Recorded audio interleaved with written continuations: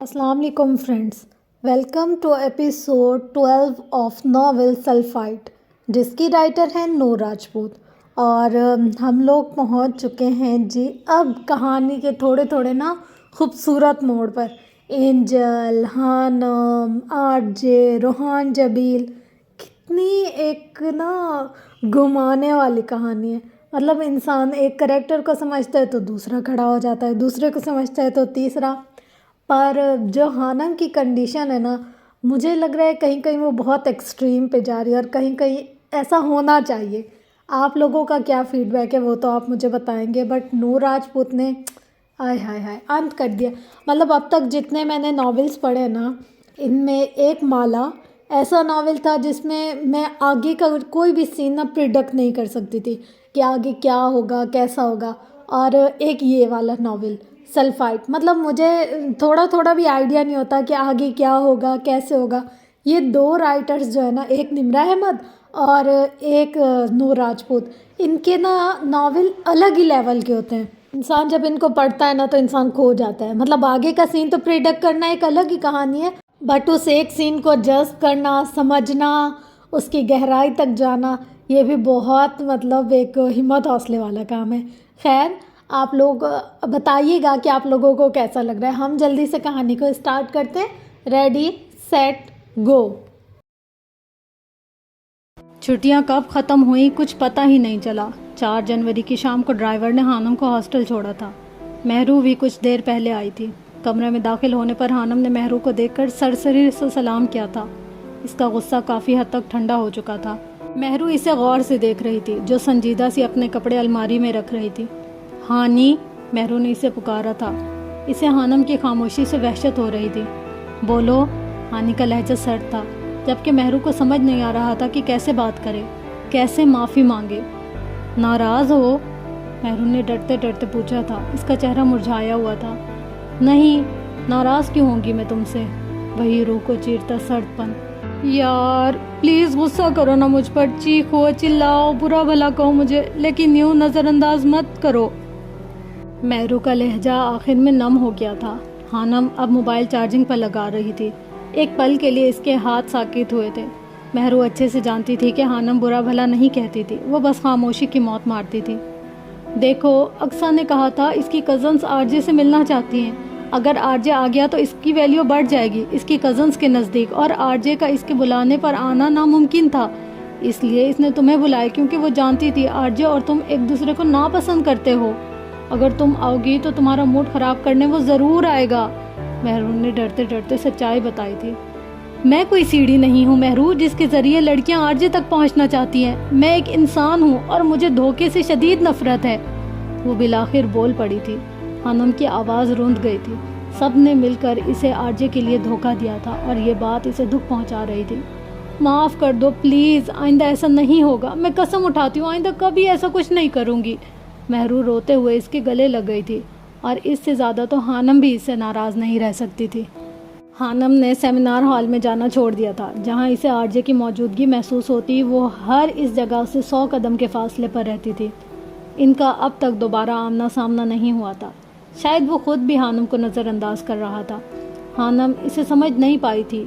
अजीब शख्स था। काम करने के बाद ऐसे हो जाता था जैसे वो काम इस शख्स ने किया नहीं बल्कि किसी और ने किया हो, और जब सामने आता तो महसूस होता था कि वो कुछ नहीं भूलता। लेकिन वो शुक्र अदा कर रही थी कि थप्पड़ के बदले में आरजे की तरफ से अब तक कोई पेशकदमी नहीं हुई थी। हानम ने ये बात भी महरू को नहीं बताई थी कि इसने आरजे को थप्पड़ मारा था। यकीनन ये सुनकर महरू को अटैक हो जाना था। वो चाहती थी कि वो जैसा गुजर रहा है इसे गुजरने दिया जाए। वो कोई तमाशा नहीं करना चाहती थी, लेकिन वो ये नहीं जानती थी कि खामोशी से बहती ज़िंदगी की पुरसुकून नदी में एक ऐसा पत्थर गिरने वाला था जो इसकी ज़िंदगी के बहाव का रुख एक पल में पलट देगा। उनके फाइनल पेपर्स शुरू होने वाले थे। हानम और महरू डिपार्टमेंट के लॉन में धूप में बैठी प्रैक्टिकल्स की नोटबुक तैयार कर रही थी। कुछ ही देर लिखने के बाद महरू बोर हो गई। अच्छा हानी, ये बताओ तुम्हें अपनी ज़िंदगी में कैसा लड़का चाहिए, मतलब लाइफ पार्टनर? महरू ने अचानक ही कॉपी को एक तरफ रखकर इश्तियाक से हानम से पूछा था। कभी सोचा नहीं, हानम ने मोबाइल से कुछ देखकर कॉपी पर लिखते हुए जवाब दिया था। फिर भी यार कुछ तो ऐसा होगा जिसकी तुम्हें ख्वाहिश हो। جو تمہیں لگے کہ میرے ہسبینڈ میں یہ بات ہونی چاہیے؟ مہرو بضد تھی۔ میں چاہتی ہوں کہ میرا لائف پارٹنر ایک اسکالر ہو، ایک اسلامک اسکالر، خانم نے کچھ دیر بعد سوچتے ہوئے جواب دیا تھا۔ وہ شاید دنیا کی پہلی لڑکی تھی جس نے اپنے جیون ساتھی کے بارے میں ایسی خواہش کی تھی۔ مہرو اس کی بات پر ہونک منی سے دیکھ رہی تھی اور پھر اس کا کہکا بلند ہوا تھا۔ وہ اب پاگلوں کی طرح ہنس رہی تھی۔ خانم نے مہرو کی طرف دیکھ کر اس طرح کے رد عمل پر خشمگین نگاہوں سے گھورا تھا۔ تم چاہو گی کہ تمہارا شوہر ایک مولوی ہو؟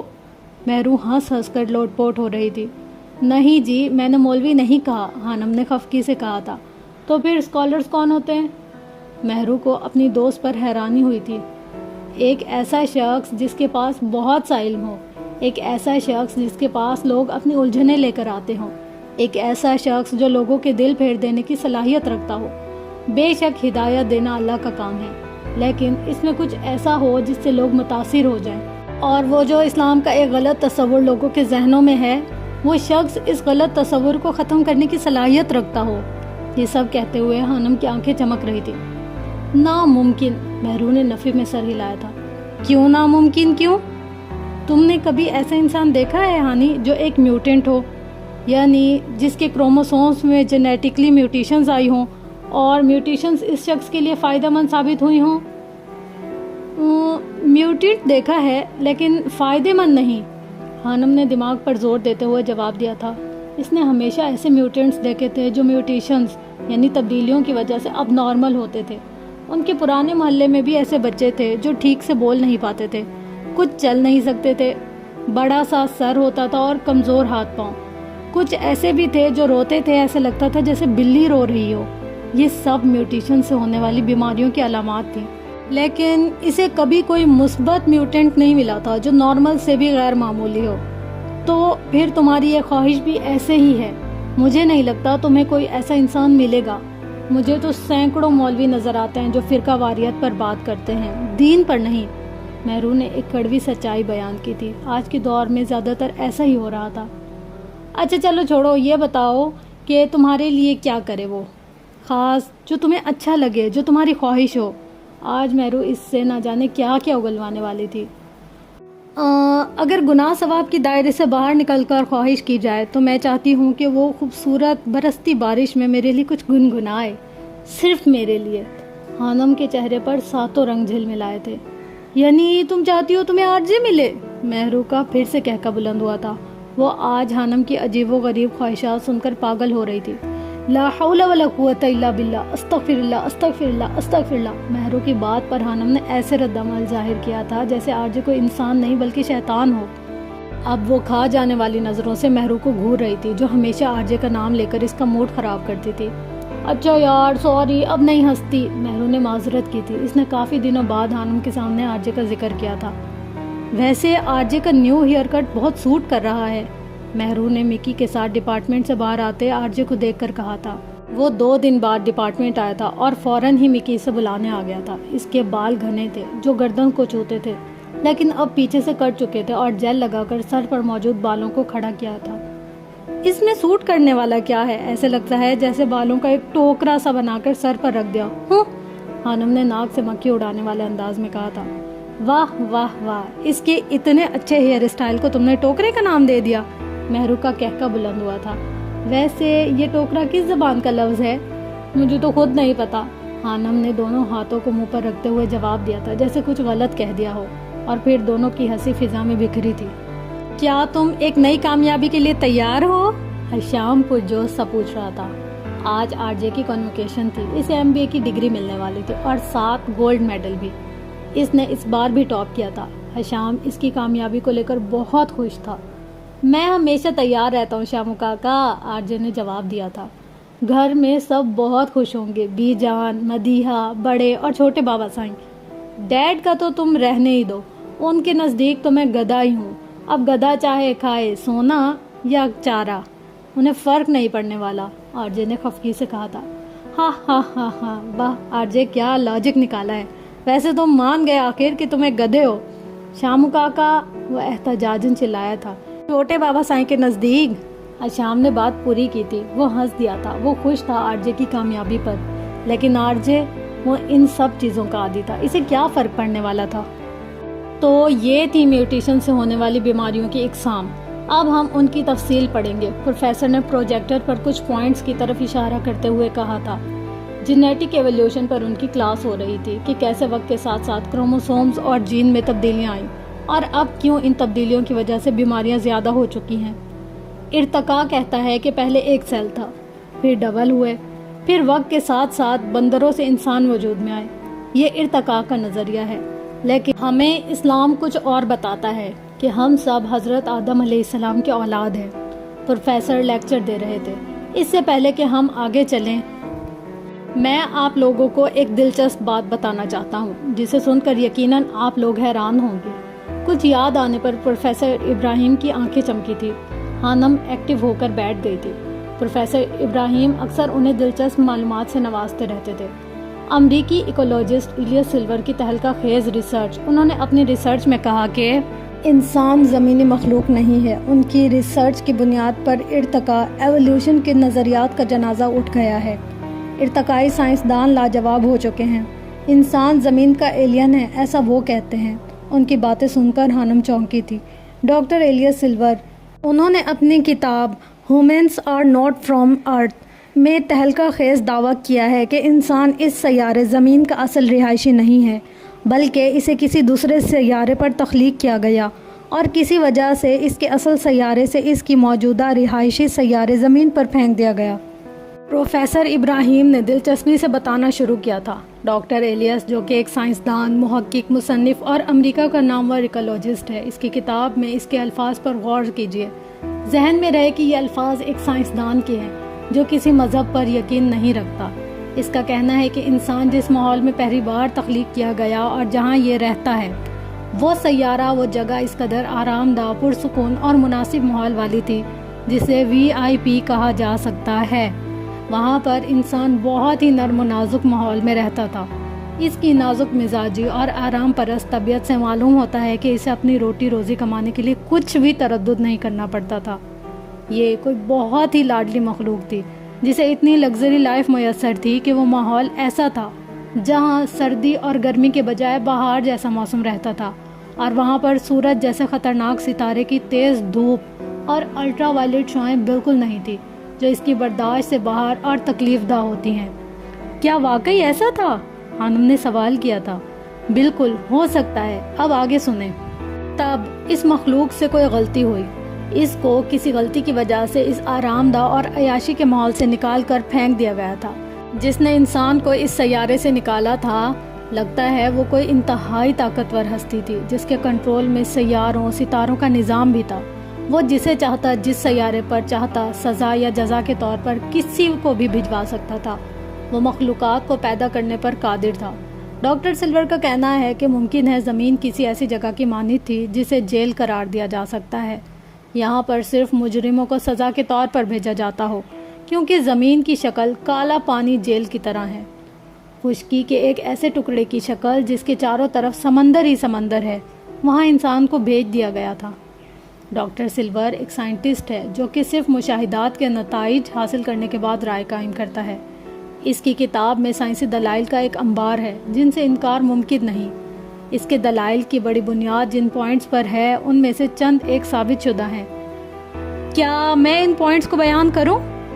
RJ نے پروفیسر کی بات کاٹی تھی. سب نے چونک کر اسے دیکھا تھا. پروفیسر کو حیرت ہو رہی تھی کہ واقعی وہ لڑکا اس ریسرچ کو جانتا تھا. اگر جانتا تھا تو پھر بھی. نمبر 1، زمین کی کشش ثقل اور جہاں سے انسان آیا ہے. اس جگہ کی کشش ثقل میں بہت زیادہ فرق ہے. جس سیارے سے انسان آیا ہے وہاں کی کشش ثقل زمین سے بہت کم تھی، جس کی وجہ سے انسان کے لیے چلنا پھرنا، بوجھ اٹھانا وغیرہ بہت آسان تھا. انسانوں کے اندر کمر درد کی شکایت زیادہ گریوٹی کی وجہ سے ہے. نمبر 2، انسان میں جتنے دائمی امراض پائے جاتے ہیں وہ باقی کسی ایک بھی مخلوق میں نہیں جو زمین پر بس رہی ہے. ڈاکٹر ایلیس لکھتا ہے کہ آپ اس روئے زمین پر ایک بھی ایسا انسان دکھا دیجئے جسے کوئی ایک بھی بیماری نہ ہو تو میں اپنے دعوے سے دستبردار ہو سکتا ہوں، جبکہ میں آپ کو ہر جانور کے بارے میں بتا سکتا ہوں کہ وہ وقتی اور عارضی بیماریوں کو چھوڑ کر کسی ایک بھی مرض میں ایک بھی جانور گرفتار نہیں. نمبر 3، ایک بھی انسان زیادہ دیر تک دھوپ میں بیٹھنا برداشت نہیں کر سکتا. بلکہ کچھ ہی دیر بعد اس کو چکر آنے لگتے ہیں اور سن اسٹروک کا شکار ہو سکتا ہے، جبکہ جانوروں میں ایسا کوئی ایشو نہیں ہے۔ مہینوں دھوپ میں رہنے کے باوجود جانور نہ تو کسی جلدی بیماری کا شکار ہوتے ہیں اور نہ ہی کسی اور مرض میں مبتلا ہوتے ہیں جن کا تعلق سورج کی تیز شعاؤں یا دھوپ سے ہو۔ ہانم آنکھیں پھاڑے اسے سن رہی تھی۔ جیسے آرجے بول رہا تھا، ہانم کا دل تیز تیز دھڑک رہا تھا، اس کے ذہن میں کچھ گردش کرنے لگا تھا۔ نمبر 4، ہر انسان یہی محسوس کرتا ہے اور ہر وقت اسے احساس رہتا ہے اس کا گھر اس سیارے پر نہیں۔ کبھی کبھی اس پر بلا وجہ ایسی اداسی طاری ہو جاتی ہے جیسے کسی پردیس میں رہنے والے پر ہوتی ہے، چاہے وہ بے شک اپنے گھر میں اپنے قریبی خونی رشتہ داروں کے پاس ہی کیوں نہ بیٹھا ہو۔ نمبر 5، زمین پر رہنے والی تمام مخلوقات کا ٹیمپریچر آٹومیٹک طریقے سے ہر سیکنڈ بعد ریگولیٹ ہوتا رہتا ہے، یعنی اگر سخت اور تیز دھوپ ہے تو ان کے جسم کا درجہ حرارت خود کار طریقے سے ریگولیٹ ہو جائے گا، جبکہ اسی وقت اگر بادل آ جائیں تو ان کے جسم کا ٹیمپریچر سائے کے مطابق ہو جائے گا، جبکہ انسان کا ایسا کوئی سسٹم نہیں، بلکہ انسان بدلتے موسم اور ماحول کے ساتھ بیمار ہونے لگ جائے گا۔ موسمی بخار کا لفظ صرف انسانوں میں ہے۔ نمبر 6، انسان اس سیارے پر پائے جانے والے دوسرے جانداروں سے بہت مختلف ہے۔ اس کا ڈی این اے اور جینز کی تعداد اس سیارے زمین پر جانے والے دوسرے جانداروں سے بہت مختلف اور بہت زیادہ ہے۔ نمبر 7، زمین کے اصل رہائشی جانوروں کو اپنی غذا حاصل کرنے اور کھانا مشکل نہیں ہے، وہ ہر غذا ڈائریکٹ کھاتے ہیں، جبکہ انسان کو اپنی غذا کے چند لقمے حاصل کرنے کے لیے ہزاروں جتن کرنے پڑتے ہیں۔ پہلے چیزوں کو پکا کر نرم کرنا پڑتا ہے، پھر اس کے معدوں اور جسم کے مطابق وہ غذا استعمال کے قابل ہوتی ہے۔ اس سے بھی یہ ظاہر ہوتا ہے کہ انسان زمین کا رہنے والا نہیں ہے۔ جب یہ اپنے اصل سیارے پر تھا تو وہاں اسے کھانا پکانے کا جھنجھٹ نہیں اٹھانا پڑتا تھا، بلکہ ہر چیز ڈائریکٹ غذا کے لیے استعمال کرتا تھا۔ مزید یہ اکیلا 2 پاؤں پر چلنے والا ہے، جو اس کے یہاں پر ایلین ہونے کی نشانی ہے۔ نمبر 8، انسان کو زمین پر رہنے کے لیے بہت نرم و گداز بستر کی ضرورت ہوتی ہے، جبکہ زمین کے اصل باسیوں یعنی جانوروں کو اس طرح کے نرم بستر کی ضرورت نہیں ہوتی۔ یہ اس چیز کی علامت ہے کہ انسان کے اصل سیارے پر سونے اور آرام کرنے کی جگہ انتہائی نرم و نازک تھی، جو اس کے جسم کی نازکی کے مطابق تھی۔ نمبر 9، انسان زمین کے سب باسیوں سے بالکل الگ ہے، لہٰذا یہ یہاں پر کسی بھی جانور، بندر یا چمپینزی وغیرہ کی ارتقائی شکل نہیں ہے، بلکہ اسے کسی اور سیارے سے زمین پر کوئی اور مخلوق لا کر پھینک گئی تھی۔ انسانوں کو جس اصل سیارے پر تخلیق کیا گیا تھا وہاں زمین جیسا گندا ماحول نہیں تھا۔ اس کی نرم و نازک جلد جو زمین کی سورج کی دھوپ میں جھلس کر سیاہ ہو جاتی ہے، اس کے پیدائشی سیارے کے مطابق بالکل مناسب بنائی گئی تھی۔ یہ اتنا نازک مزاج تھا کہ زمین پر آنے کے بعد بھی اپنی نازک مزاج کے مطابق ماحول پیدا کرنے کی کوششوں میں لگا رہتا ہے۔ جس طرح اسے اپنے سیارے پر آرام دہ اور پرتعیش بستر پر سونے کی عادت تھی، وہ زمین پر آنے کے بعد بھی اسی کے لیے اب بھی کوششیں کرتا ہے۔ زیادہ سے زیادہ آرام دہ زندگی گزار سکوں، جیسے خوبصورت، قیمتی اور مضبوط محلات، مکانات اسے وہاں اس کے ماں باپ کو میسر تھے، وہ اب بھی انہی جیسے بنانے کی کوشش کرتا ہے، جبکہ باقی جانوروں اور مخلوقات اس سے بے نیاز ہیں۔ یہاں زمین کی مخلوقات عقل سے عاری تھی اور 3rd کلاس زندگی کی عادی ہیں، جن کو نہ اچھا سوچنے کی توفیق ہے، نہ اچھا رہنے کی، اور نہ ہی امن سکون سے رہنے کی۔ انسان ان مخلوقات کو دیکھ دیکھ کر خونخوار ہو گیا، جبکہ اس کی اصلیت محبت، فنون لطیفہ اور امن و سکون کی زندگی ہے۔ یہ ایک ایسا قیدی ہے جسے سزا کے طور پر 3rd کلاس سیارے پر بھیج دیا گیا تھا تاکہ اپنی سزا کا دورانیہ گزار کر واپس آ جائے۔ ڈاکٹر ایلیس کا کہنا ہے کہ انسان کی عقل و شعور اور ترقی سے اندازہ ہوتا ہے کہ اس ایلین کے والدین اپنے سیارے سے زمین پر آئے ہوئے کچھ زیادہ وقت نہیں گزرا، ابھی کچھ 1000 سال ہی گزرے ہیں۔ یہ ابھی اپنی زندگی کو اپنے پرانے سیارے کی طرح لگژری بنانے کے لیے بھرپور کوشش کر رہا ہے۔ کبھی گاڑیاں ایجاد کرتا ہے، کبھی موبائل فون۔ اگر اسے آئے ہوئے چند لاکھ سال بھی گزرے ہوتے تو یہ جو ایجادات آج نظر آ رہی ہیں یہ ہزاروں سال پہلے وجود میں آ چکی ہوتی، کیونکہ میں اور تم اتنے گئے گزرے نہیں ہیں کہ لاکھوں سال تک جانوروں کی طرح بیچارگی اور طرز کی زندگی گزارتے۔ ایسا ہی ہے نا پروفیسر ابراہیم؟ آرجے نے تصدیق چاہی تھی۔ پروفیسر نے حیرانگی سے سر ہلا دیا تھا، اسے ہر چیز ازبر ہوتی تھی۔ آپ کا اس بارے میں کیا خیال ہے؟ وہ پوچھ رہا تھا۔ ڈاکٹر ایلے سلور کی کتاب میں اس حوالے سے بہت کچھ ہے، اور سب سے بڑی بات یہ ہے کہ اس کے دلائل کو ابھی تک کوئی جھوٹا ثابت نہیں کر سکا۔ پروفیسر نے بولنا شروع کیا۔ میں اس کے سائنسی دلائل اور مفروضوں پر غور کر رہا تھا۔ یہ کہانی ایک سائنسدان بیان کر رہا ہے۔ یہ کوئی کہانی نہیں بلکہ حقیقی داستان ہے، جسے انسانوں کی الہامی کتاب میں بالکل اسی طرح بیان کیا گیا ہے۔ میں اس پر اس لیے تفصیل نہیں لکھوں گا کیونکہ آپ سبھی اپنے باپ آدم اور حوا کے قصے کو اچھی طرح سے جانتے ہیں۔ سائنس اللہ کی طرف چل پڑی ہے۔ سائنسدان وہ سب کہنے پر مجبور ہو گئے ہیں جو انبیاء اکرام اپنی نسلوں کو بتا رہے تھے۔ میں نے نسل انسانی پر لکھنا شروع کیا تھا۔ اب اس تحریر کے بعد میں اس سلسلے کو بہتر انداز میں آگے بڑھا سکوں گا۔ ارتقاء کے نظریات کا جنازہ اٹھ چکا ہے۔ اب انسانوں کی سوچ کی سمت درست ہو رہی ہے۔ یہ سیارہ ہمارا نہیں ہے، یہ میں نہیں کہتا بلکہ پیارے آقا محمد مصطفیٰ صلی اللہ علیہ وسلم نے بے شمار بار بتایا تھا۔ اللہ پاک نے اپنی عظیم کتاب قرآن حکیم میں بھی بار بار لاتعداد مرتبہ یہی بتایا کہ اے انسانوں، یہ دنیا کی زندگی تمہاری آزمائش کی جگہ ہے، جہاں سے تم کو تمہارے اعمال کے مطابق جزا اور سزا ملے گی۔ معاف کیجیے گا سر، لیکن جس سائنسدان نے یہ مفروضہ پیش کیا ہے وہ ایک مصنف بھی ہے، اور مصنف زیادہ خیالوں کی دنیا میں رہتے ہیں۔ آر جے نے پروفیسر کی بات کاٹی تھی۔ آپ نے کہا کہ اس کے مشاہدات کو غلط ثابت نہیں کیا جا سکتا، لیکن کوئی بھی سائنسدان ایلے سلور سے متفق نہیں ہے۔ پوائنٹ نمبر 5 میں اس نے کہا کہ جانوروں کو موسمی بخار نہیں ہوتا، جبکہ یہ غلط ہے۔ موسمی بیماریوں کے اکثر جانوروں کو انجیکشن لگتے ہیں۔ اسلام کا تھوڑا اثر ہو گیا ہوگا اس پر، اسی لیے اس نے یہ سب لکھ دیا، ورنہ جو نتیجہ آپ نے نکالا ہے ایسا کچھ بھی نہیں ہے۔ آر جے کا لہجہ تمسخرانہ ہوا تھا۔ پروفیسر خاموش ہو گئے تھے۔ تو سائنس کہاں تک 100% درست ہے مسٹر آر جے؟ سائنس کہتی ہے کہ میوٹیشن سے ہونے والی تبدیلیوں سے جو بیماریاں پیدا ہوتی ہیں، خاص طور پر ٹرائسومی جس میں ایک کروموسوم اضافی ہوتا ہے، میں جاندار کو فائدہ ہوتا ہے، جبکہ میں نے ایسا کوئی انسان نہیں دیکھا جو ایک میوٹینٹ ہو جسے میوٹیشن کی وجہ سے کوئی خاصیت ملی ہو۔ اس بارے میں آپ کیا کہیں گے؟ خانم کی بات سن کر آر جے مسکرایا تھا۔ ایسا محسوس ہو رہا تھا کہ وہ محظوظ ہو رہا ہے اس کی بات سن کر۔ آپ کے پاس کیا ثبوت ہے ایسا کوئی میوٹینٹ موجود نہیں ہے؟ الٹا سوال آیا تھا۔ کہاں ہے؟ اگر ہے تو بتائیں۔ خانم بضد تھی۔ مثال آپ کے سامنے ہے مس ام خانم، میں ایک ٹرائسومک ہوں۔ آر جے نے گویا دھماکہ کیا تھا۔ عموماً ایسے لوگ بچپن میں ہی مر جاتے ہیں، ان کے جینے کے چانسز بہت کم ہوتے ہیں، لیکن یہ ایک کنڈیشن میرے لیے فائدہ مند ثابت ہوئی ہے۔ میرے پاس اسکیننگ آئی ہے، میرا دماغ بہت تیزی سے کام کرتا ہے، میں HIV کو ریزسٹ کر سکتا ہوں، یعنی مجھے کبھی ایڈز نہیں ہو سکتا۔ خانم پھٹی پھٹی آنکھوں سے آر جے کو دیکھ رہی تھی۔ وہ بچپن میں ہالی ووڈ موویز بہت دیکھا کرتی تھی، خاص طور پر ایکس مین، جس میں میوٹینٹس ہوتے تھے اور ان میوٹینٹس کے پاس کوئی نہ کوئی خاصیت ہوتی تھی۔ آج وہ حقیقت میں ایک میوٹینٹ کو دیکھ رہی تھی۔ وہ واقعی اسکین کرنے والی آنکھیں اور دماغ رکھتا تھا۔ خانم سمیت وہاں موجود ہر انسان دنگ رہ گیا تھا۔ اس نے غیر معمولی چیزوں کا سنا تھا۔ آج حقیقت میں ایک ایسے انسان کو دیکھا تو حالت عجیب ہو رہی تھی۔ وہ شخص شاید جانتا نہیں تھا کہ اللہ تعالیٰ نے اسے کتنی بڑی نعمت سے نوازا تھا، اور تم اپنے رب کی کون کون سی نعمتوں کو جھٹلاؤ گے؟ اور سامنے کھڑا شخص جھٹلاتا تھا ہر ایک نعمت جو اسے دی گئی تھی۔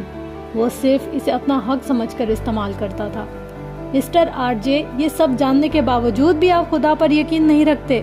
وہ بلا اختیار ہی پوچھ گئی تھی۔ اس میں خدا کو ماننے والی کیا بات ہے؟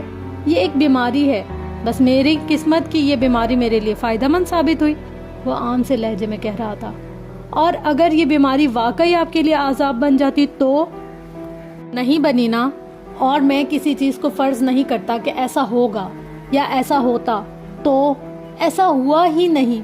خیر، کلاس کا وقت ختم ہو چکا ہے، پھر ملاقات ہوگی پروفیسر، گڈ بائے۔ وہ کلاس سے باہر چلا گیا تھا۔ خانم خاموشی سے اسے جاتا دیکھ رہی تھی، جبکہ اس کے ذہن میں صبح تلاوت کی گئی آیت گونج رہی تھی، سمم بکمن عمیٌ فہم لا یرجعون، اور وہ بہرے ہیں، گونگے ہیں، اندھے ہیں، اب یہ نہیں پلٹیں گے۔ آر جے تو چلا گیا، لیکن خانم کو الجھن میں ڈال گیا تھا۔ اس نے اپنی پوری زندگی میں نعمتوں سے اتنا نوازا گیا شخص نہیں دیکھا تھا۔ جہاں اسے آر جے پر رشک آیا تھا، وہیں افسوس بھی ہوا تھا کہ ایسے نوازے ہوئے شخص کا کیا فائدہ جسے کچھ نظر نہ آتا ہو۔ او مائی گاڈ، مجھے تو یقین نہیں آ رہا۔ مہرو شاکڈ سی حانم کے پاس آئی تھی۔ کچھ ایسی حالت میری بھی ہے، حانم نے سنجیدگی سے جواب دیا تھا۔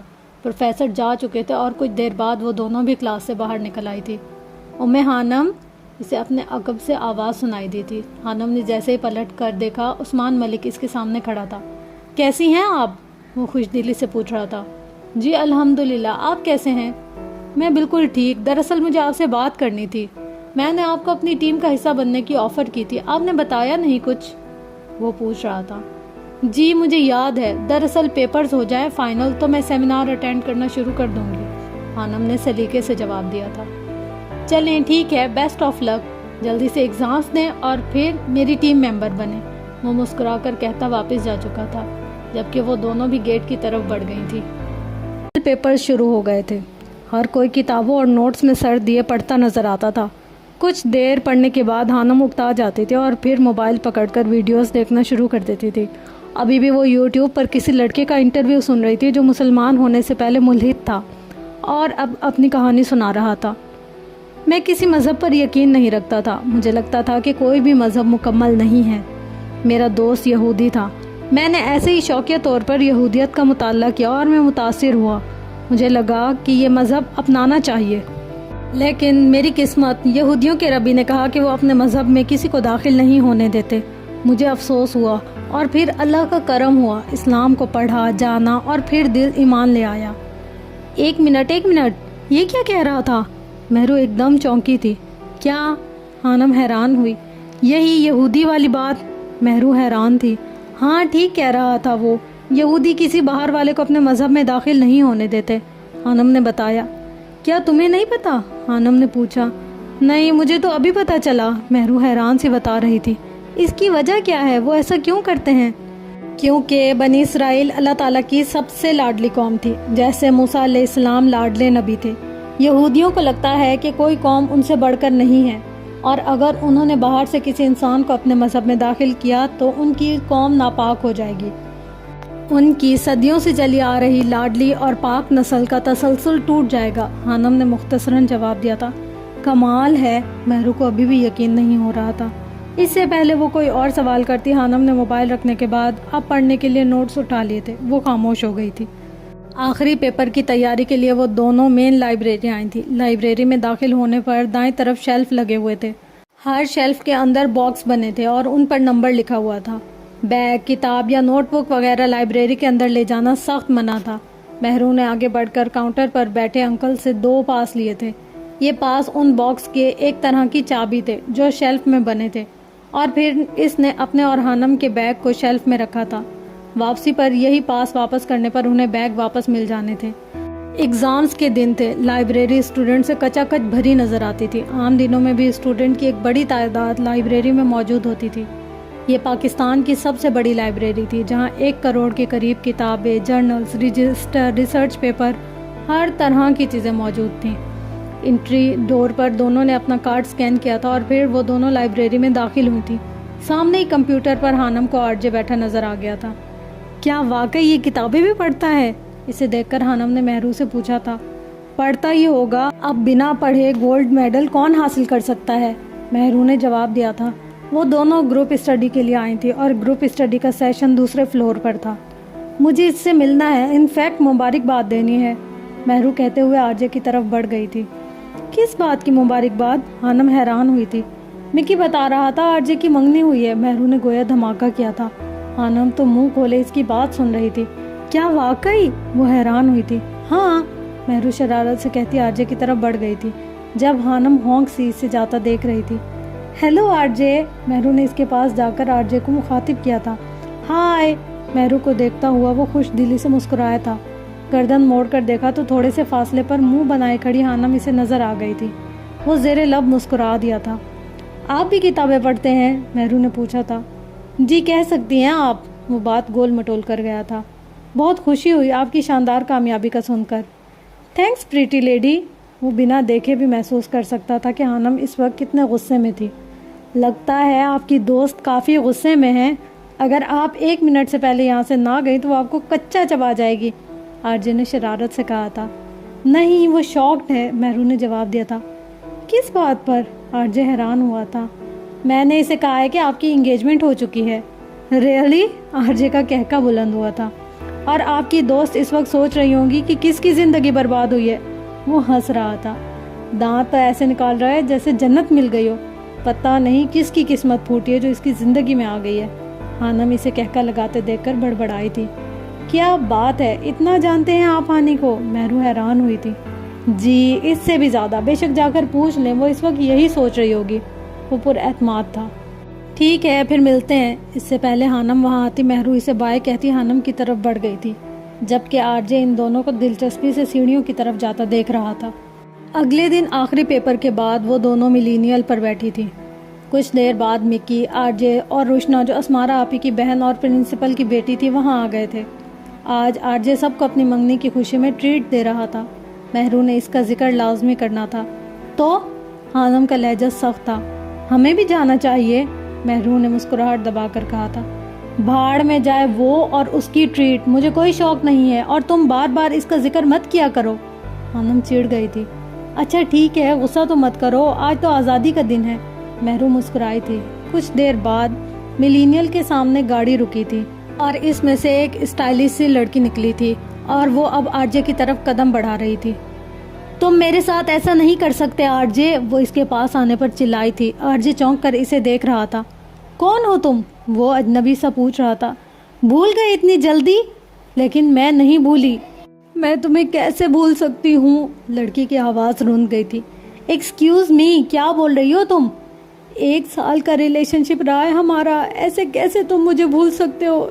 जब मुझे तुमसे प्यार हुआ तुम उकता गए मुझसे, छोड़ दिया मुझे, लेकिन मैं तुम्हें नहीं भूल सकती और ना छोड़ सकती हूँ। वो चिल्ला रही थी। चिल्लाओ मत और दिमाग खराब मत करो मेरा। तुम्हें अब तक कितने लड़कों से प्यार हो चुका है ये मैं अच्छे से जानता हूँ। अब जाओ यहाँ से, तमाशा करने की ज़रूरत नहीं है। आरजे का लहजा बर्फ जैसा सर्द था।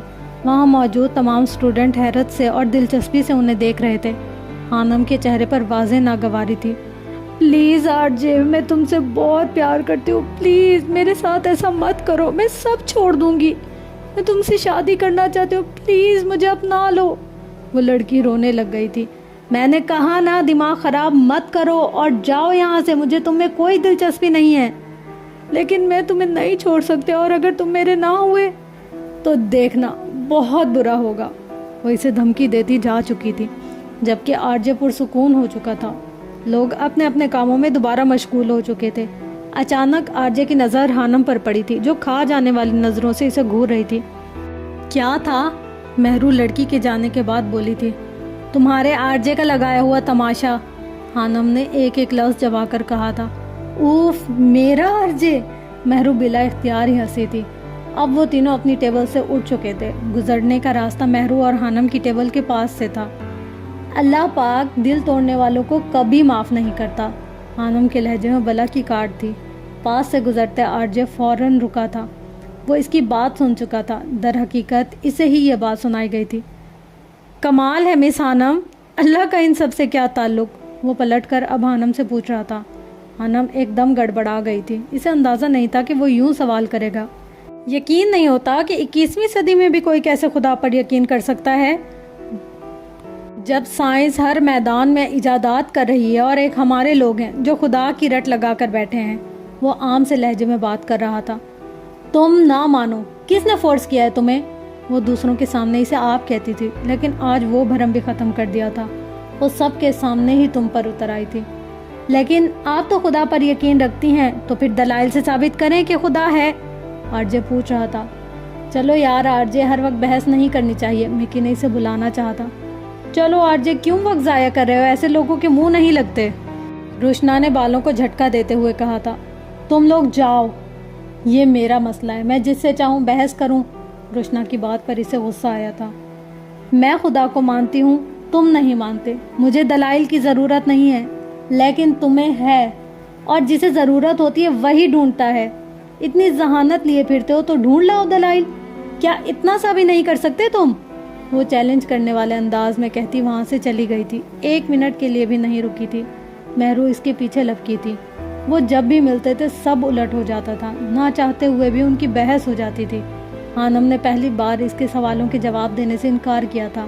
آرجے جانتا تھا کہ اگر وہ چاہتی تو جواب دے سکتی تھی، لیکن اس بار ایسا نہیں ہوا تھا، یعنی وہ اس سے اتنا خار کھانے لگی تھی کہ اس کی بات کا جواب دینا بھی پسند نہیں کرتی تھی۔ پیپرز کے بعد انہیں 1 ہفتے کی سیمسٹر بریک ملی تھی۔ 8 دن بعد وہ دوبارہ ڈپارٹمنٹ میں موجود تھے۔ آج پھر سیمینار تھا۔ عثمان ملک اسے ڈھونڈ رہا تھا۔ آخر وہ اسے گراؤنڈ میں نظر آ گئی تھی۔ چونکہ فروری کا مہینہ تھا، بادل امٹ کر آتے تھے۔ سردی کم ہوئی تھی لیکن ختم نہیں۔ ہاں نام، کیسی ہیں آپ؟ وہ اس کے پاس پہنچ چکا تھا۔ جی میں ٹھیک ہوں۔ آج سیمینار ہے، آپ جانتی ہیں، آج تو آپ میرے ساتھ چلیں گی، آپ میری ٹیم کا حصہ بن چکی ہیں، عثمان ملک نے کہا تھا۔ میں کوشش کروں گی، لیکن میں دعویٰ نہیں کرتی کہ میں ٹھیک سے کام کر پاؤں گی یا نہیں۔ مجھے امید ہے آپ کر لیں گی، وہ پر امید سا کہہ رہا تھا۔ ٹھیک ہے پھر چلیں، اسے خاموش دیکھ کر عثمان ملک نے دوبارہ پوچھا تھا۔ اس سے پہلے خانم کو جواب دیتی اس کے موبائل پر رنگ ہوئی تھی۔ گھر سے آسیہ بیگم کا فون تھا۔ میں کچھ دیر میں آتی ہوں، خانم نے موبائل کی طرف دیکھتے ہوئے کہا تھا۔ ٹھیک ہے جلدی آئے، میں انتظار کر رہا ہوں آپ کا، وہ مسکرا کر کہتا واپس پلٹ گیا تھا، جبکہ خانم نے کال ریسیو کرنے کے بعد فون کان سے لگایا تھا۔ دور ایک شخص نے حسد بھری نظروں سے دونوں کو دیکھا تھا۔ مہرو کو اقصیٰ کسی کام کے لیے دوسرے ڈپارٹمنٹ لے گئی تھی، اس لیے آج وہ اکیلی تھی۔ کچھ دیر بات کرنے کے بعد خانم سیمینار کی طرف بڑھ گئی تھی۔ اندر شاید سیمینار شروع ہو چکا تھا۔ جیسے ہی اس نے دروازہ کھولنے کی کوشش کی تھی، نیلم جو کہ عثمان ملک کی ٹیم کی ممبر تھی، اس کا راستہ روک کر کھڑی ہو گئی تھی۔ تم اندر نہیں جا سکتی، نیلم نے غصے سے کہا تھا۔ لیکن کیوں؟ خانم حیران ہوئی تھی۔ میری مرضی، یہ جو تم نے کھیل کھیلا ہے نا، سب اچھے سے جانتی ہوں۔ عثمان کو اٹریکٹ کرنے کے لیے تم نے یہ سب کیا ہے۔ تم ٹیم کا حصہ تو بن گئی ہو، لیکن میں تمہیں اس کے قریب نہیں ہونے دوں گی، نیلم پھنکار رہی تھی۔ خانم کا دماغ اس کی بات سن کر بھگ سے اڑا تھا۔ اسے سمجھ نہیں آ رہا تھا کہ وہ کیا کر رہی تھی۔ آپ کا دماغ تو ٹھیک ہے مس نیلم، خانم کو غصہ آیا تھا۔ میرا تو ٹھیک ہے، لیکن شاید عثمان کو دیکھ کر تمہاری نیت خراب ہو گئی ہے۔ میں تمہیں اچھے سے بتا دوں کہ میں اور عثمان کزنس ہیں اور بہت جلد ہمارا نکاح ہونے والا ہے، تو اپنی گھناؤنی چالوں سے باز آ جاؤ۔ خانم کا دل کر رہا تھا ایک زوردار تھپڑ اس نیلم کے رسید کرے، لیکن وہ تماشا نہیں بنانا چاہتی تھی۔ اسے دکھ ہوا تھا، لوگ کیسے الزام لگا دیتے ہیں دوسروں پر، اسے یقین نہیں آ رہا تھا۔ مجھے آپ کے عثمان ملک اور ان کی ٹیم کا حصہ بننے میں کوئی دلچسپی نہیں ہے، اور آپ سینئر ہیں، آئندہ ایسی بات کرنے سے پہلے سوچ لیجیے گا۔ مجھے اچھا نہیں لگے گا کہ میں آپ سے کچھ کہوں۔ خانم نے کچھ پر زور دیا تھا، اس کا مطلب انسلٹ تھا۔ وہ اس کا جواب سنے بغیر واپس گراؤنڈ میں آ گئی تھی۔ گراؤنڈ خالی تھا، کچھ اسٹوڈنٹ سیمینار کے نام پر ہی ڈپارٹمنٹ سے بھاگ جاتے تھے، جبکہ کچھ کی کلاس ہو رہی تھی اور باقی سیمینار ہال میں موجود تھے۔ وہ لکڑی سے بنے بینچ پر بیٹھ گئی تھی، آنکھیں نم ہونا شروع ہوئی تھی۔ وہ اچھا کرنا چاہتی تھی تو برا ہو جاتا تھا۔ وہ جو سوچتی بھی نہیں تھی، لوگ وہ الزام لگا دیتے تھے اس پر۔ وہ اپنے بیگ پر انگلی سے کچھ لکھ رہی تھی، آنسوؤں کو ضبط کرنے کی کوشش جاری تھی۔ گردن جھکی ہوئی تھی، اسے لگ رہا تھا کہ اگر اس نے آنکھیں اوپر کی تو لوگ اس کے آنسو دیکھ لیں گے۔ وہ جتنی سخت دل نظر آتی تھی اتنی حساس بھی تھی، چھوٹی چھوٹی باتوں پر آنکھیں بھر آتی تھی۔ جانے زندگی کی کس تجربے نے اسے اتنا تلخ بنا دیا تھا۔ وہ پہلے تو ایسی نہیں تھی۔ اسے غصہ شدید آتا تھا۔ کچھ ہی پل گزرے تھے جب اسے محسوس ہوا کہ کوئی اس کے پاس آ کر بیٹھا تھا۔ اس کی گردن اور جھک گئی تھی۔ اوہ، تو مس خانم روتی بھی ہیں؟ اسٹرینج، مجھے تو لگا تھا کہ وہ اپنے کاٹ دار لہجے سے بس دوسروں کو گھائل کرتی ہیں۔ آواز پر جیسے خانم کو کرنٹ لگا تھا۔ اس نے مڑ کر اپنی دائیں طرف دیکھا تھا۔ آرجے بینچ کے اوپر چڑھ کر بیٹھنے والے حصے پر پاؤں جمائے ٹیک لگانے والے حصے پر چڑھ کر بیٹھا تھا۔ خانم نے فٹافٹ آنکھوں میں آئی نمی کو صاف کیا تھا۔ وہ سیمینار ہال میں تھا۔ خانم اسے وہاں دیکھ کر حیران ہوئی تھی۔ تم یہاں کیا کر رہے ہو؟ وہ غصے سے بولی۔ جو تم کر رہی ہو، یعنی آنسو بہا رہا ہوں، وہ کہکا لگا کر ہنسا تھا۔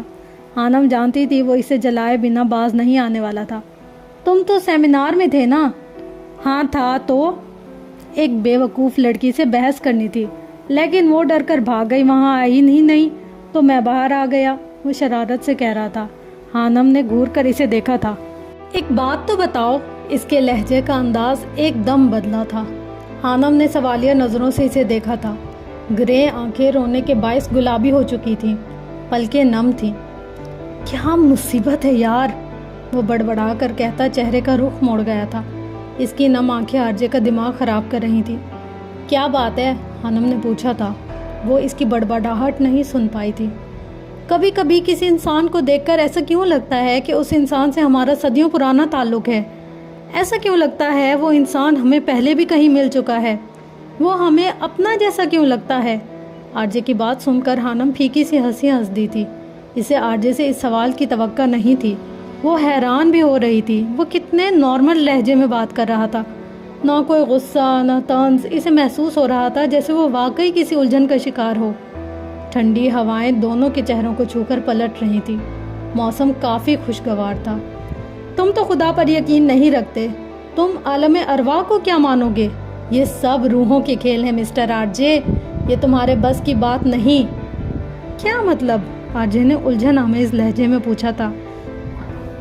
مطلب یہ ہے کہ اس جہاں کے علاوہ اور بھی جہاں ہیں، اور ایک روحوں کا جہان ہے، اور تمہارے پاس اسکیننگ آئی ہے نا؟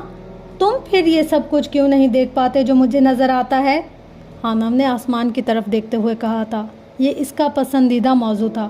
بادلوں سے ڈھکے آسمان نے اسے پرسکون کیا تھا، جانے وہ وہاں کسے دیکھ رہی تھی۔ بہت کچھ نظر آ کر بھی بہت کچھ چھپا ہوتا ہے۔ اسے دیکھنے کے لیے بصیرت کی ضرورت ہوتی ہے، جو شاید تمہارے پاس نہیں ہے۔ لیکن مجھے امید ہے ایک وقت آئے گا جب تمہیں سب نظر آنا شروع ہو جائے گا۔ ایک وقت آئے گا جب تم کسی چیز کا انکار نہیں کر پاؤ گے، لیکن نہ جانے وہ وقت کب آئے گا۔ یہ روحوں کا جہان کون سا ہے؟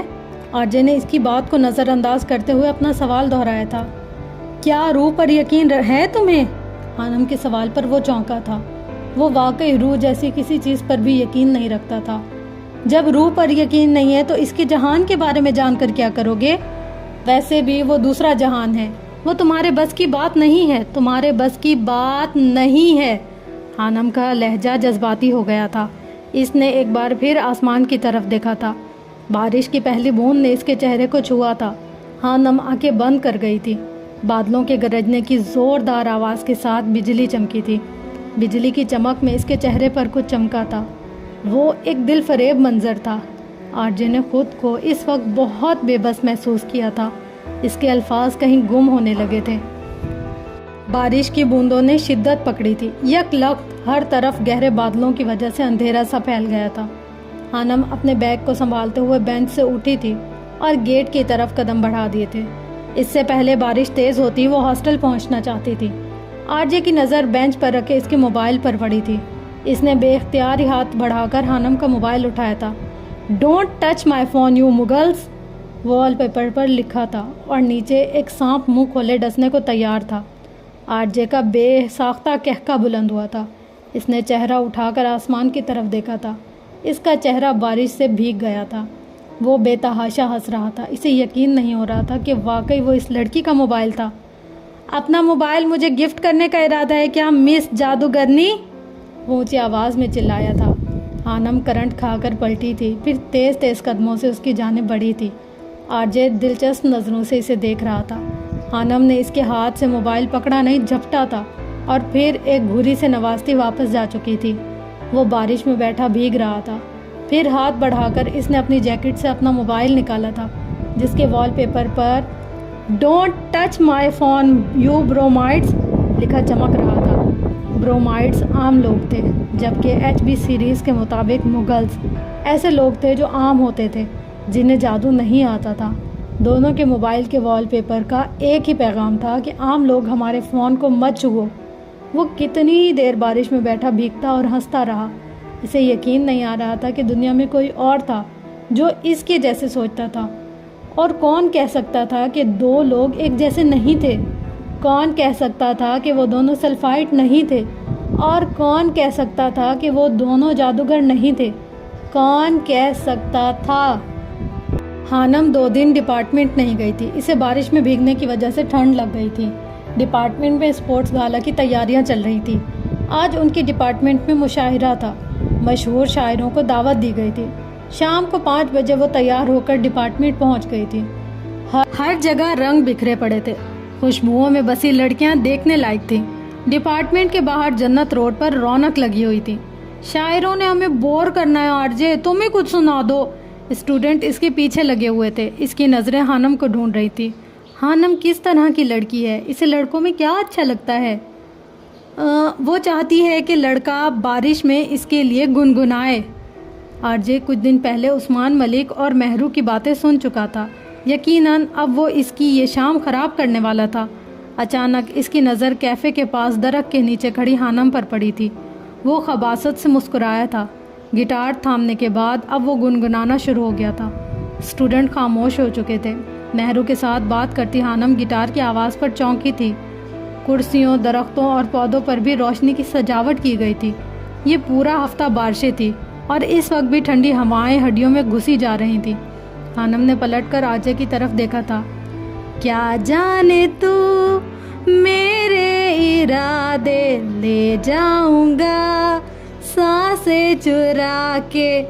वो गिटार थामे गुनगुनाता इसकी तरफ बढ़ रहा था। हानम हैरत से गुंग मुंह खोले इसे देख रही थी।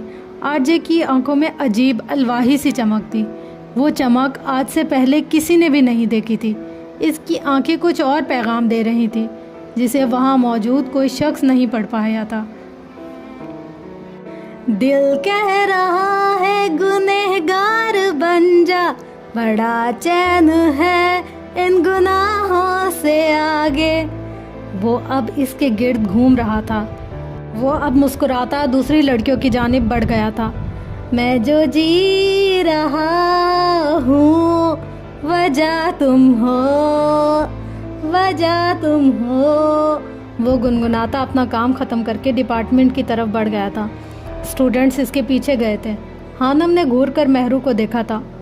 कसम ले लो मैंने इसे तुम्हारी ख्वाहिश के बारे में नहीं बताया। मेहरू ने सफाई दी थी।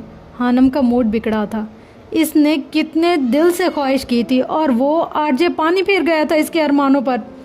मैं तुम्हारी दोस्त की लव स्टोरी का हीरो नहीं बल्कि विलन हूँ, विलन।